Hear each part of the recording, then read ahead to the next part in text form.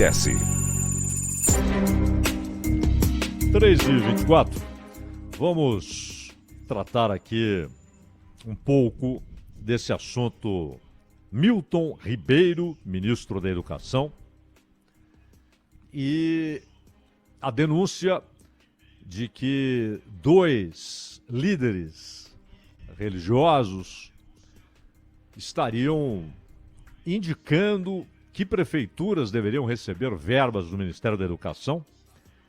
E tudo isso, essa denúncia, com ancoragem num áudio em que o Milton Ribeiro atribui ao Bolsonaro a determinação para atender às indicações daqueles 2 líderes religiosos, né?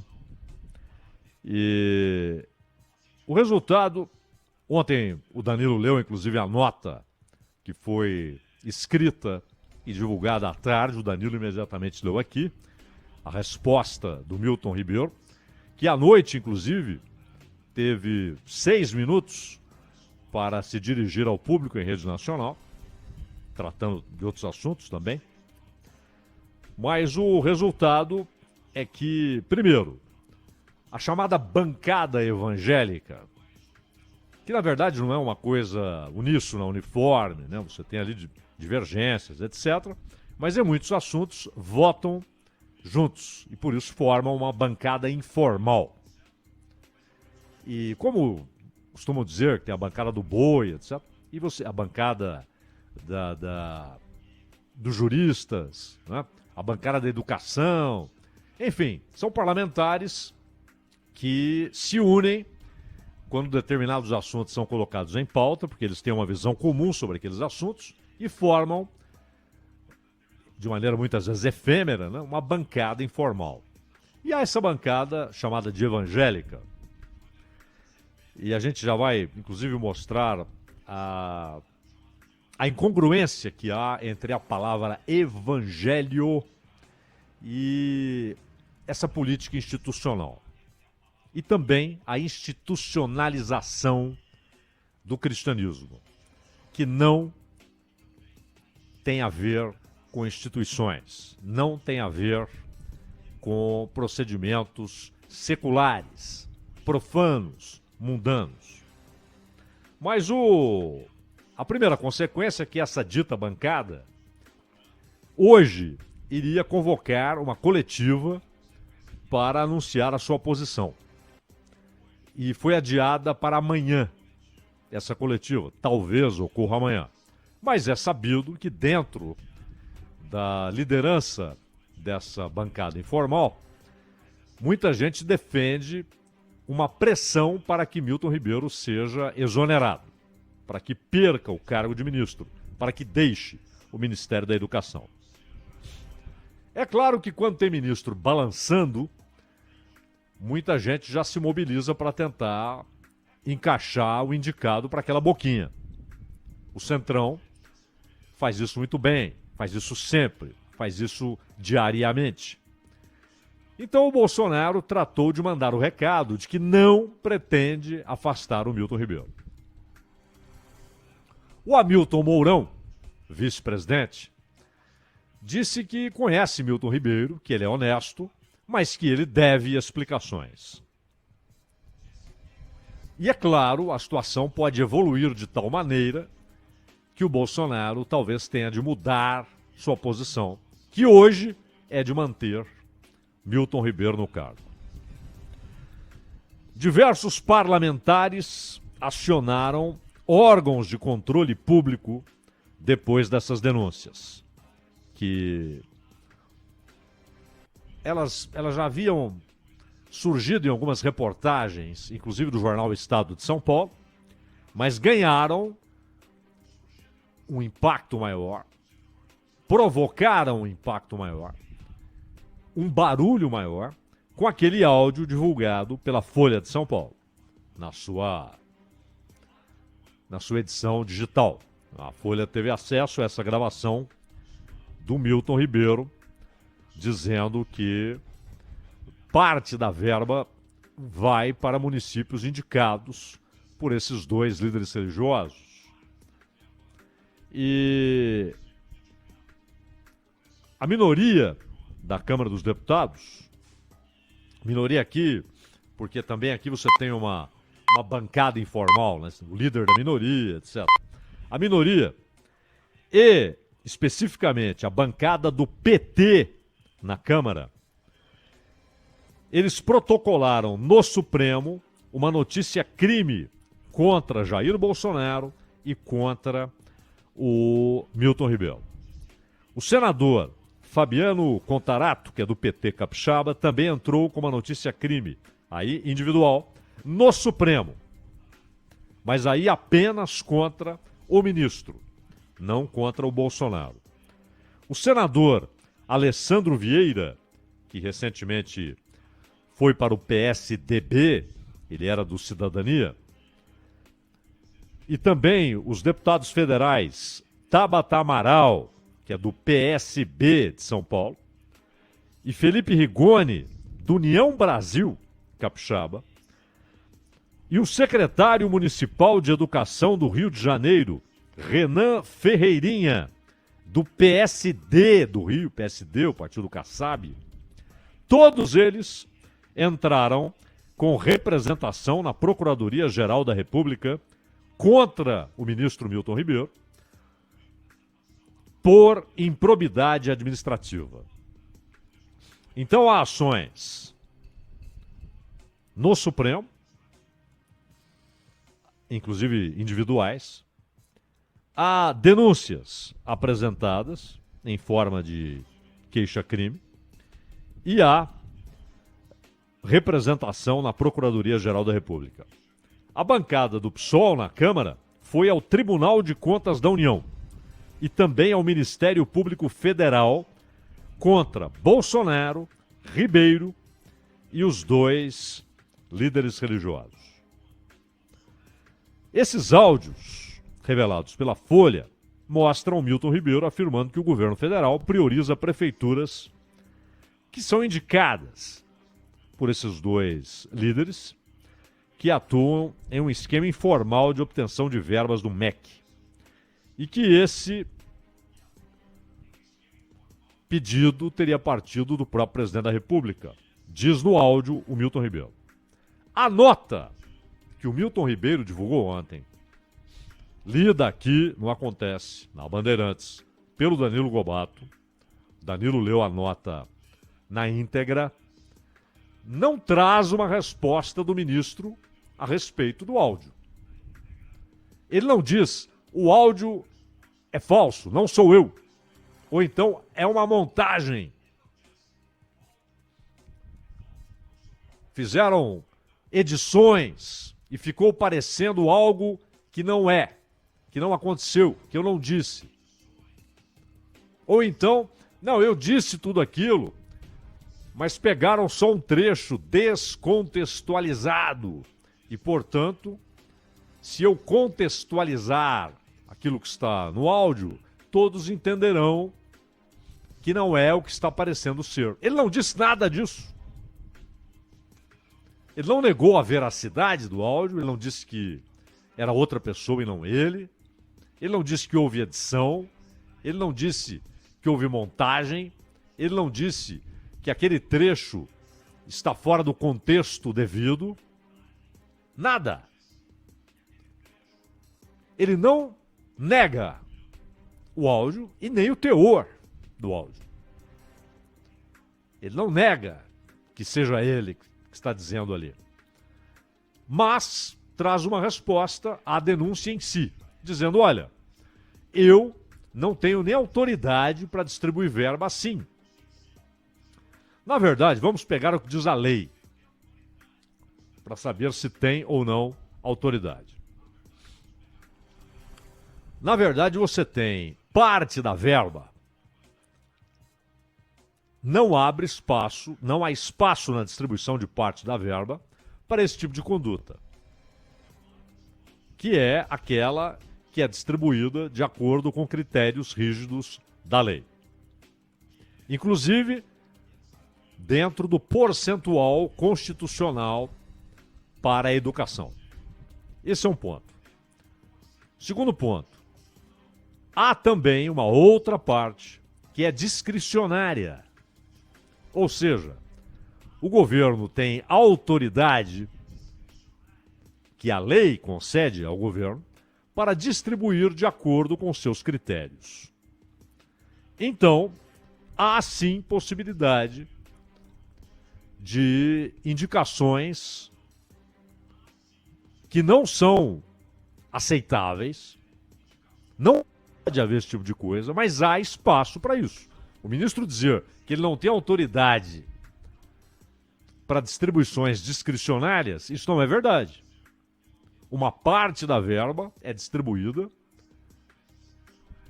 a partir de critérios do governo. Por exemplo, olha, o município tal precisa urgentemente de verba, porque foi atingido por uma catástrofe natural, porque a escola foi destruída, a única escola que havia lá, num pequeno município, num vilarejo, ou o município tal, há muito tempo reivindica verba para a reforma ou para a construção de uma nova escola. Então existe espaço para isso. A outra parte é distribuída a partir de critérios rígidos, desde critérios rígidos. Mas as duas situações estão previstas em lei, é claro. O que não pode é essa parte discricionária ser distribuída por indicação de alguém.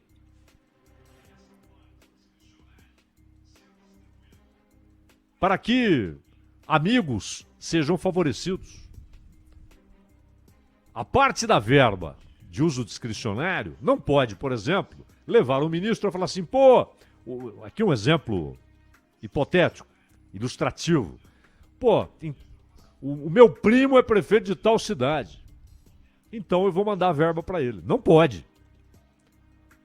O meu pai é vereador, presidente da Câmara em tal cidade, então eu vou mandar dinheiro para lá. Não pode. Discricionário significa que circunstâncias podem levar à escolha de certos municípios, circunstâncias claras, transparentes, conhecidas publicamente. E aí o governo diz, aqueles municípios estão precisando de mais verba, estão precisando de uma grana extra. E eu vou usar essa parte de uso discricionário para atender esses municípios.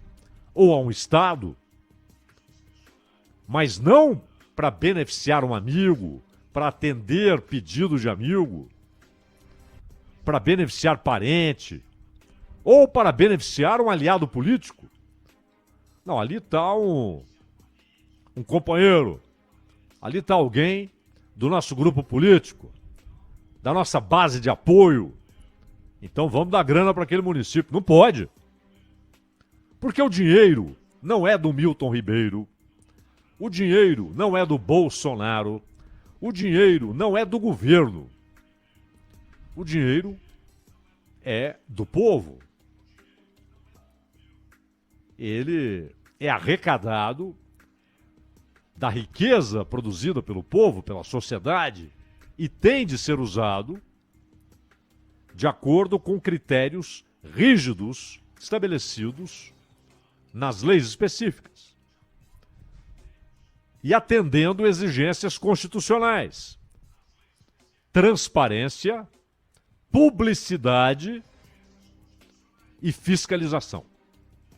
Essas três exigências são constitucionais. É por isso, por exemplo, que RP9, emenda de relator, levanta suspeita pela dificuldade de atender a essas exigências: transparência, publicidade e fiscalização. Porque é dinheiro público. Não é do ministro, não é do presidente, não é do governo, não é do presidente da Câmara, não é do Supremo. Então é preciso transparência, ou seja, quem pegou, para onde, para quê e por quê. Publicidade, tudo isso tem de ser público. A verba foi solicitada pelo deputado tal ou pelo município tal. A situação lá é essa e, portanto, exige que esse dinheiro seja entregue porque é um caso de interesse público para atender a população local.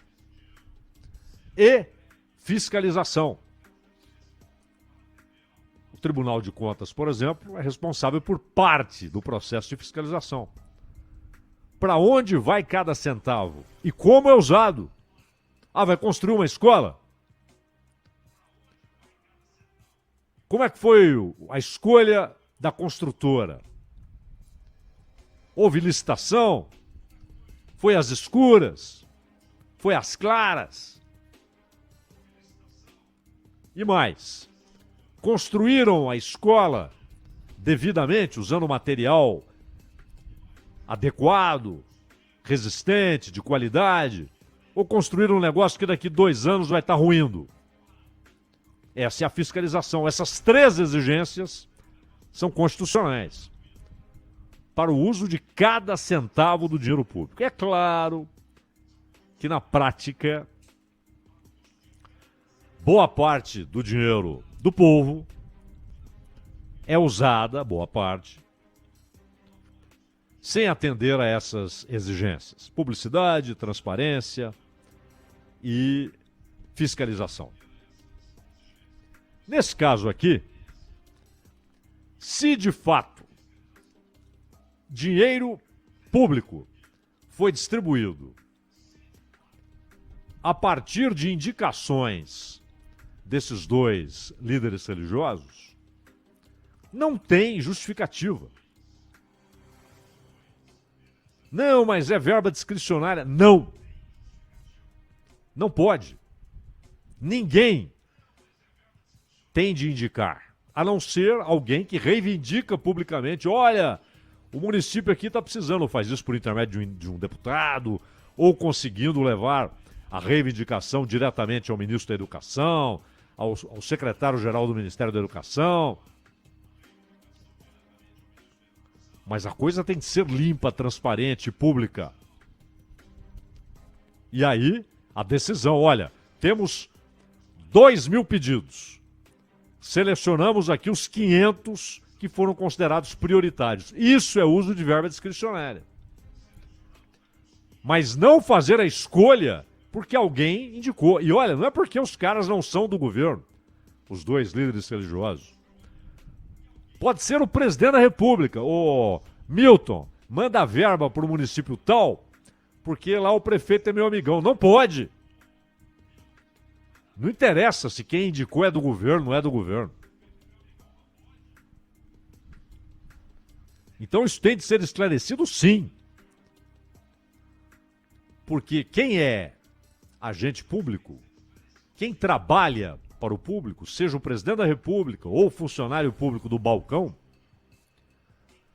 ou o policial federal, ou o juiz, ou o ministro do Supremo, ou os ministros do Executivo, não importa quem, tem de justificar o uso de cada centavo do dinheiro do povo. E mais, não pode driblar as exigências legais e decidir conforme sua conveniência, seu interesse. A gente sempre lembra aqui de uma expressão do Sérgio Buarque de Holanda, um intelectual brilhante, pai do Chico Buarque de Holanda. E a expressão que ele usou, depois ela foi deturpada no dia a dia do Brasil. Ele falava da cordialidade que há no Brasil. E isso passou, depois de um tempo, de usos indevidos, passou a ser visto como uma menção à cordialidade brasileira, né? A capacidade de tratar amistosamente, de ajudar quem precisa e tal. Há muito de mito nisso, mas há também muito de verdade. Você tem muitas situações que mostram uma capacidade de solidariedade do brasileiro. Mas não era isso. Não era isso que estava no conceito lá do Sérgio Buarque de Holanda. Quando ele falava em cordialidade, ele falava do poder. Ou seja, quem está no poder usa o poder para beneficiar os parentes, os amigos, os correligionários, o cabo eleitoral, aquela história de arrumar uma boquinha, os empresários amigos. E essa característica atravessa a história brasileira, particularmente a história republicana, em diversas situações. Na ditadura getulista, antes, lá na Primeira República, depois, com Dutra, de novo com Getúlio, com Castelo, com Jânio, com Jango, com os militares, com Sarney, com todo mundo. Com Fernando Henrique, com Lula. Esses são empresários amigos, eleitos. Ali, há um interesse de parentes meus, amigos, correligionários, gente do meu partido ou gente de partido que apoia meu governo. E, ao mesmo tempo, o uso do poder para atacar os inimigos. Era isso que Sérgio Buarque chamava de cordialidade, num sentido muito específico. O uso do poder para atender, quando ele fala em cordialidade, ou seja, literalmente falamos do coração, mas os interesses pessoais, né?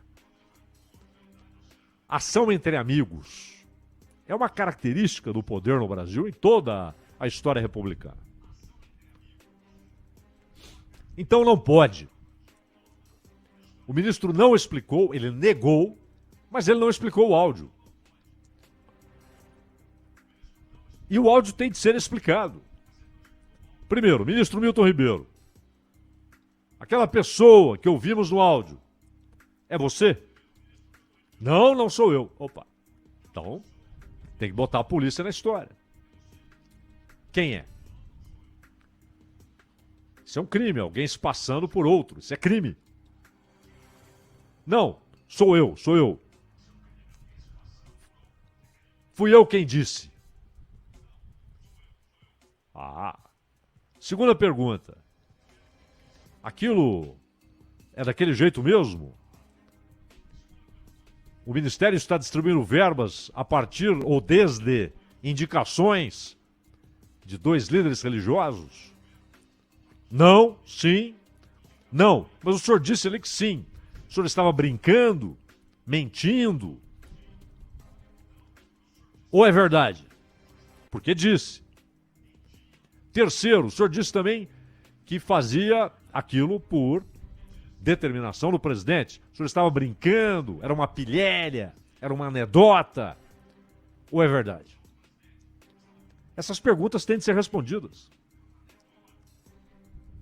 Porque não pode. Nenhum centavo do dinheiro, que é do povo, e é de todos, hein? Não, eu não pago imposto. Paga. Você compra um copo d'água, você paga imposto. É como já dissemos aqui, o sujeito mora na rua, não tem nada, não tem nem documento. Mas ele consegue ali uma ajuda de R$5, ele vai na padaria ou no boteco, pede um pão com manteiga, ele está pagando imposto. Todos pagam, é dinheiro do povo. Cada centavo tem de ter seu uso explicado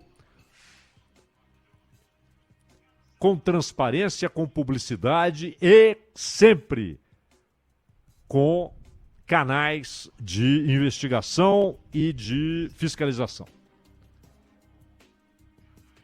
Isso é inegociável. Vale também notar que alguns estúpidos aproveitam essa situação e ficam fazendo piadinhas, né, com cristãos. Como se fosse uma atitude geral. Se de fato esses 2 sujeitos aproveitaram essa proximidade para vantagens pessoais ou para a obtenção de vantagens por amigos, parceiros, isso não dá a ninguém o direito de ficar fazendo trocadilhos entre essa situação inaceitável e versículos bíblicos, por exemplo. Não confundam as coisas. Mas é também importante que os cristãos não confundam as coisas. O genial Max Weber, talvez o autor da principal obra de sociologia, que é A Ética Protestante e o Espírito do Capitalismo, ele usa uma expressão genial, porque ele era genial.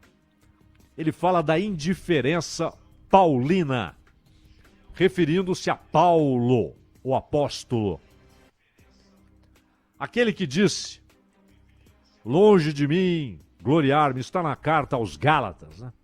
Longe de mim gloriar-me, senão na cruz de nosso Senhor Jesus Cristo, na qual estou crucificado para o mundo e o mundo crucificado para mim. Eu estou crucificado para o mundo e o mundo crucificado para mim. E em várias outras cartas, Paulo expressa a indiferença pelo secular, pelo mundano, pelo profano, pelo mundo. Essa indiferença paulina, citada pelo Max Weber, e, sobretudo, o lugar onde um cristão tem de estar, a cruz. Paulo diz que ele não iria se gloriar em nada, senão na cruz de nosso Senhor Jesus Cristo, na qual ele, Paulo, estava crucificado para o mundo e o mundo crucificado para ele. Essa é a única posição legítima, real, verdadeira do cristão. A palavra mundo, que em português é uma palavra comum a diversas coisas, né? Mas no original, o Antigo Testamento hebraico, o Novo Testamento grego, a palavra mundo, por exemplo, quando em João, o Evangelho segundo João está lá, e Deus amou o mundo de tal maneira que deu o seu Filho unigênito, para que todo aquele que nele crê não pereça, mas tenha a vida eterna.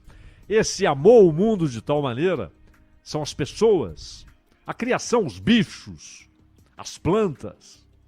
Ah, mas os bichos, sim, olhe lá no final do livro de Jonatas, como os animais fazem parte dos interesses de Deus, da atenção de Deus. Livro de Jonas. Mas no Evangelho de João, o mundo ali é citado nesse versículo como as pessoas. Deus amou as pessoas e os animais e as plantas, os seres vivos, de tal maneira que deu o seu Filho unigênito. Mas também a palavra mundo, quando há a tradução para o português, e a tradução é correta, porque no português não há, ela aparece em outro sentido, muito diverso, quando Jesus diz, no mundo passareis por aflições, mas tende bom ânimo, eu venci o mundo. Aqui o mundo é o sistema, é o cosmos do mundo, né? É o sistema mundano, é o sistema profano, é tudo que é o mundo. E ele mesmo disse, eu sou o caminho e a verdade e a vida, logo tudo que não é Cristo é o descaminho e a mentira e a morte. Isso inclui tudo, inclusive a política. Mas precisamos da política para melhorar o mundo. O mundo é irreformável para um cristão. A visão teleológica, ou seja, a história tem uma finalidade, a mesma visão que havia em Platão, em Aristóteles, nos alemães, quase todos, Hegel, Karl Marx, Nietzsche, também no brilhante Kierkegaard, né, um filósofo cristão, em Kant, todos eles tinham a visão da teleologia, a obviedade de que a história tem um rumo inexorável. E a Bíblia tem essa esse mesmo ensinamento. Só que o que os outros projetavam como final da história, a Bíblia projeta como a volta de Cristo. Então o mundo não é para ser reformado. Porque ele diz, eu venci o mundo, eu venci o sistema. E o lugar de um cristão não é conformado no sentido bíblico, quando o próprio Paulo diz, não vos conformeis com este mundo ou com este século. Esse conformeis não é ficar inconformado, não é isso. É não tomar a forma. Não tenhais a forma do mundo. Então, essa deve ser uma preocupação para os cristãos. O lugar do cristão é a cruz. Voltando a Paulo, ele diz, a nossa pátria, em algumas traduções está a nossa cidade, né? É celestial. E esse temporário, esse secular, né, é absolutamente descartável. E, portanto, não deve ser o mote, a motivação, o que move quem fala em nome do Evangelho. E Evangelho não quer dizer reformar o mundo. Evangelho é a boa nova. E a boa nova não está na política. Boa nova é Cristo. Danilo. Lembrando que o comentário do Cláudio Zaidan fica disponível também em podcast. É só acessar o Entendendo a Notícia no seu agregador de podcast favorito e conferir o comentário de hoje. Rede Bandeirantes de Rádio.